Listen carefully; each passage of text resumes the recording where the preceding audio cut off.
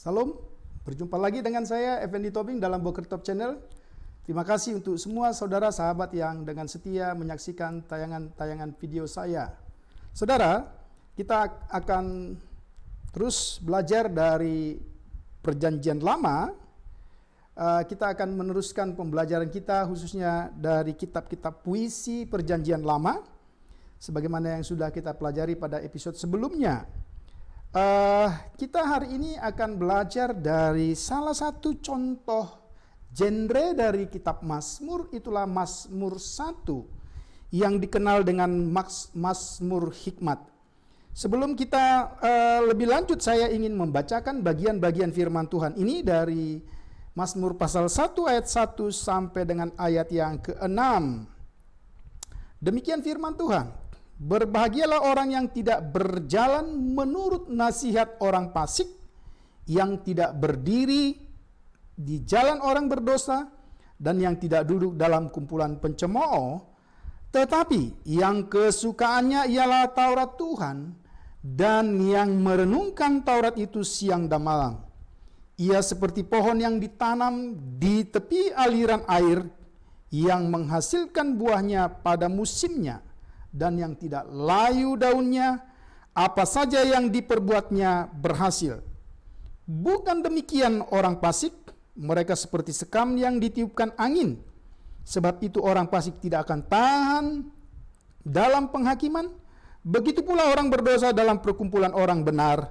Sebab Tuhan mengenal jalan orang benar, tetapi jalan orang fasik menuju kebinasaan. Sebagaimana kita pelajari pada episode sebelumnya, salah satu cara untuk kita dapat memahami puisi dalam Perjanjian Lama, lebih khusus lagi kitab Mazmur, maka kita harus menemukan dulu apa yang disebut dengan genre. Kitab Mazmur 1 adalah Mazmur yang bergenre hikmat. Memang kalau saudara perhatikan, dari pembacaan saya dari pasal 1 ayat 1 sampai dengan ayat 6, tidak ada kata-kata hikmat atau hokma dalam bahasa Ibrani-nya. Tetapi memang secara eksplisit kata itu tidak ada. Namun mengapa para teolog atau para ahli mengatakan bahwa ini masuk dalam genre kitab hikmat? Karena isinya sangat jelas bagi kita. Ketika kita melihat bahwa ada pilihan, ada satu keputusan dibuat oleh seseorang untuk menentukan jalan hidupnya. Hikmat yang dipakai sebagai satu landasan untuk menentukan cara hidup, itulah yang menjadi keputusan mengapa akhirnya Mazmur 1 ini disebut Mazmur Hikmat. Mari kita lihat. Yang pertama, kalau saudara perhatikan, kita akan beri tema orang yang diberkati Tuhan. Tentu tema ini punya landasan eksegetis dari teks-teks tersebut. Ini salah satu cara bagaimana kita bisa memberi tema atau judul atau pokok pikiran dari teks yang kita bahas. Harus ada clue atau indikasi yang jelas dari teks-teks yang kita bahas. Kita akan lihat tema ini, tema orang yang diberkati oleh Tuhan. Istilah berkat di dalam teks ini sangat jelas, ya. Dipakai dalam bahasa Indonesia, berbahagialah orang. Dalam bahasa Ibraninya disebut dengan asere atau asre hais, yang dapat diterjemahkan secara sederhana, seseorang. Tapi saudara perhatikan, seseorang di situ bukan semua orang, tetapi seseorang yang sudah ditentukan atau seseorang yang tertentu. Mengapa? Karena dalam bahasa aslinya ada satu definite artikel he, ya, sehingga kalimat yang dibaca di sana asre hais, seseorang yang tertentu yang diberkati oleh Tuhan. Karena itu pastilah ada kriteria siapa sih yang diberkati oleh Tuhan itu. Kita lihat ada dua istilah besar tentang berkat dalam perjanjian lama. Yang pertama dipakai istilah barak, ya. Barokah, berkat, ya, sama, agak mirip-mirip dengan bahasa Indonesia. Kemudian dalam pembacaan kita tadi, itulah asre, ya, atau berasal dari kata asar, gitu ya. Jadi ada dua istilah.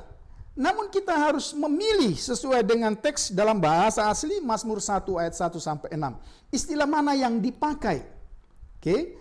Jadi hari ini selain kita merenungkan dalam bentuk renungan, tetapi juga ada pelajaran-pelajaran penting yang bisa kita pelajari dari Mazmur pasal 1. Nah, kalau kita memperhatikan, yang pertama misalnya istilah barak. Ini dipakai untuk Tuhan yang memberkati seseorang. Satu berkat yang diberikan tanpa syarat. Artinya seseorang yang diberkati itu sesungguhnya seperti saya atau seperti saudara yang mendengarkan tayangan ini. Sebenarnya kalau saudara berpikir, saya dan saudara berpikir, kita adalah orang-orang yang tidak layak atau tidak pantas diberkati. Apa yang menjadi kriterianya? Kalau menjadi pertanyaan bagi kita, apa yang menjadi kriteria sehingga Tuhan memberkati kita? Maka kita tidak akan menemukan sesuatu di dalam diri kita sehingga kita diberkati Tuhan. I have nothing. Ini kira-kira kalau kita lihat, sehingga berkat ini adalah anugerah. Itu pengertian kata berkat dalam istilah barak dalam bahasa Ibrani. Kemudian berkat yang kedua disebut dengan aser, dipakai untuk berkat bagi seseorang yang menerima berkat karena ia telah melakukan sesuatu. Artinya seseorang itu memiliki prestasi. Saudara, jangan berpikir salah ketika berkat kita terima karena kita memiliki prestasi. Sesungguhnya kekristenan juga bicara tentang prestasi. Hal-hal yang harus dilakukan oleh anak-anak Tuhan sehingga hidupnya diberkati. Sebagaimana dalam pasal 1 ayat 1 dalam pembacaan kita hari ini. Kemudian kita lihat berkat yang diterima pemazmur berarti dipakai berkat karena prestasi. Itu dijelaskan di dalam ayat-ayat ini. Ia percaya kepada Tuhan. Itu sangat jelas kalau kita membaca. Tunduk kepada otoritas Tuhan. Ya. Kemudian memiliki belas kasihan kepada orang miskin. Kita bisa lihat dalam ayat-ayat selanjutnya di dalam perjanjian lama. Kemudian lagi tidak melakukan kejahatan. Ya, nanti kita akan lihat lebih lanjut apa yang dimaksud dengan tidak melakukan kejahatan. Nah, ini hal-hal yang dilakukan oleh seseorang yang tertentu yang diberkati oleh Tuhan itu. Ya, maka kemudian kita lihat sikap orang yang diberkati oleh Tuhan. Siapa mereka? Ya. Nah, kalau saudara perhatikan, ada istilah-istilah yang sangat sederhana. Dalam bahasa Indonesia dikatakan tidak berjalan, tidak berdiri, kemudian tidak duduk. Ya. Nah, saudara perhatikan, ya. Saudara perhatikan kata tidak. Sesungguhnya dipakai, ya. Satu istilah, ya, yang sangat kuat di dalam bahasa Ibrani. Namun ada satu kontras. Kalau di atas dikatakan tidak berjalan, tidak berdiri, tidak duduk, melainkan. Jadi ada satu kontras, ya, titik balik. Kalau kita tidak melakukan sesuatu itu, maka seharusnya kita melakukan hal yang lain. Kira-kira seperti itu. Ya, saudara perhatikan. Sebagaimana yang saya katakan tadi, dari nomor 1, 2, dan 3 dipakai larangan yang permanen yang disebut dengan kata lo dalam bahasa Ibraninya. Sebagaimana hukum Tuhan, 10 hukum Tuhan dalam kitab Keluaran pasal yang ke-20. Di situ juga selalu dipakai istilah lo. Berarti ini bukan opsi, ini bukan satu pilihan, tetapi ketetapan yang harus kini dan nanti. Sesuatu yang tidak boleh dilakukan, ya, tidak berjalan, lo halak, ya, tidak berdiri, lo amat, tidak duduk, lo yasab.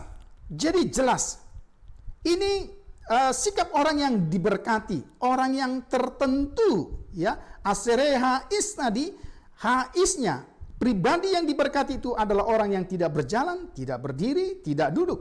Nah, kita lihat, melainkan. Oke, melainkan apa? Kita lihat ya. Tidak berjalan, tidak berdiri, tidak duduk. Ini sebenarnya menjelaskan satu proses tingkah laku, perbuatan, ya. Dan kalau kita tidak waspada, kita bisa berjalan, kita bisa berdiri, kita bisa duduk. Jadi ini satu proses yang tidak terjadi begitu saja. Maka dibutuhkan satu kekuatan iman, ya, kekuatan kita secara rohani, dan kita harus peka supaya kita tidak terjebak pada satu titik proses yang lama-lama itu bisa menjadi membuat kita masuk ke dalam kejatuhan. Ya, istilah orang fasik dipakai, istilah orang berdosa, pencemooh, sesungguhnya itu mau menjelaskan satu pribadi, satu orang yang sungguh-sungguh tidak mengenal Tuhan. Jadi bagaimana mungkin saudara dan saya yang telah percaya kepada Tuhan, orang yang telah diberkati oleh Tuhan dalam anugerahnya, atau karena apa yang sudah kita buat dalam hidup kita yang telah menerima anugerah itu, maka tidak mungkin kita lagi berjalan, berdiri, dan duduk. Tidak mungkin lagi kita boleh, ya, seperti kata lo, tidak sama sekali, untuk memiliki sikap hidup dalam kegelapan sebagaimana dilakukan oleh orang-orang yang tidak mengenal Tuhan. Kemudian kita perhatikan sikap orang yang diberkati Tuhan, melainkan, kalau tidak, melainkan kesukaannya merenungkan firman Tuhan. Ya, di sini dipakai, tetapi kesukaannya ialah Taurat Tuhan, dan yang merenungkan Taurat itu siang dan malam. Bukan berarti saudara dari pagi, siang, sore, malam membaca Alkitab, bukan itu yang dimaksud. Tetapi perkataan kesukaannya merenungkan firman Tuhan itu berarti kita menjadikan pola atau gaya hidup, kebiasaan yang terus-menerus dalam hidup kita menjadi gaya hidup yang percaya dan bersandar kepada kebenaran firman Tuhan. Ini gaya hidup, ya. Jadi menjadi gaya hidup, jadi sesuatu yang sudah terbiasa harus kita lakukan, ya. Ya, kemudian gambaran orang yang diberkati Tuhan, ya, ini satu bahasa yang sangat luar biasa sebagaimana telah saya jelaskan pada sesi sebelumnya. Jadi ketika kita membaca kitab Mazmur, gaya bahasa kitab Mazmur itu begitu mudah dipahami oleh siapapun tanpa kecuali. Karena gaya bahasa kitab Mazmur itu begitu to the point dan jelas untuk setiap orang. Coba dikatakan gambaran orang yang diberkati oleh Tuhan. Dia pakai istilah seperti pohon di tepi aliran air. Jadi Mazmur menjelaskan arti. Saudara perhatikan kalimat yang saya ucapkan. Mazmur menjelaskan arti dengan gambar-gambar yang konkret dalam kehidupan kita sehari-hari. Sehingga setiap orang yang mendengarnya mengerti. Kalau dikatakan seperti pohon yang ditanam di tepi aliran air, itulah gambaran orang yang diberkati Tuhan. Kita langsung bisa membayangkan satu pohon yang besar, yang rindang, yang berbuah, yang subur. Ya. Nah, kemudian apa yang dikatakan? Berbuah pada musimnya, memberi dampak, memberi hasil, memberi kesukaan kepada siapa yang menjadi pemiliknya. Wah, luar biasa saudara. Jadi orang-orang yang diberkati Tuhan itu memiliki dampak, menyukakan hati. Tidak seperti orang berdosa, orang fasik, pencemooh. Kehadiran mereka membuat hidup banyak orang menjadi kacau balau. Ini kita lihat. Berbuah pada musimnya. Tepat waktu. Tidak mengecewakan, memberi kesukaan. Memberi dampak yang luar biasa dimanapun orang yang diberkati Tuhan itu hadir. Daunnya tidak layu. Dia bertahan dalam segala keadaan. Ya. Daunnya tidak layu. Ya. Ini gambaran satu kehidupan anak Tuhan yang luar biasa. Dan kalau kita memperhatikan, seperti pohon yang ditanam di tepi aliran air, berbuah pada musimnya, daunnya tidak layu. Ini ingin menggambarkan kehidupan saudara dan saya sebagai orang-orang yang diberkati Tuhan seharusnya, garis bawahi, seharusnya menjadi orang yang berhasil dalam seluruh aspek kehidupan. Dimanapun saudara berkecimpung, apakah saudara menjadi seorang hamba Tuhan secara full time, part time, apapun aktivitas saudara, apapun aspek-aspek kehidupan yang saudara geluti, ketika saudara hidup sebagai orang yang diberkati oleh Tuhan, maka saudara hidup seperti sebuah pohon yang ditanam di tepi aliran air yang tidak akan pernah mengalami apa yang disebut dengan masa krisis. Meskipun di sekitar kita ada COVID-19, meskipun di sekitar kita ada kelaparan, meskipun di sekitar kita ada banyak pergumulan, tapi saudara harus tahu rahasia kebenaran firman Tuhan ini. Tuhan memelihara anak-anaknya sedemikian rupa. Dia tidak akan pernah meninggalkan kita. Sekalipun kita, Mazmur 23 katakan, sekalipun ada lembah-lembah kekelaman, Tuhan bersama dengan kita. Ini satu hal yang luar biasa. Jadi gambaran keberhasilan seperti pohon yang ditanam di tepi aliran air itu menggambarkan kehidupan orang percaya yang berhasil di segala aspek kehidupannya.